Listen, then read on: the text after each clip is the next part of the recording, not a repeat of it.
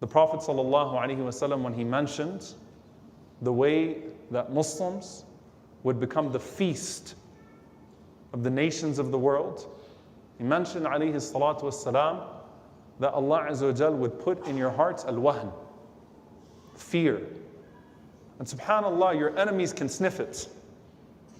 Those who hate you can sniff it. Why do you think the people of Palestine are so special? قَاهِرِينَ لِعَدُوِّهِمْ. They drive their enemies nuts. Unbreakable people, resilient people.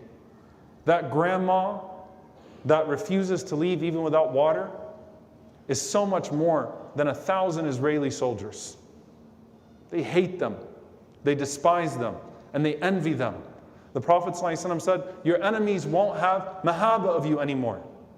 They'll look at you and they'll see you're weak because you have fear in your hearts. And they can see that fear in your eyes.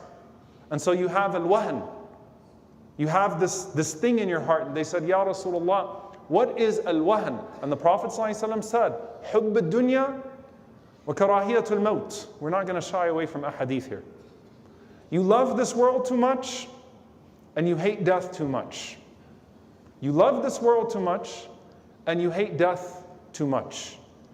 This hadith is a very important hadith because what it shows is that you have too much of a material attachment and your fear of losing out on the material due to a lack of conviction in what comes after this material world when the cover is pulled will cause you to not act in accordance with your faith and your principles.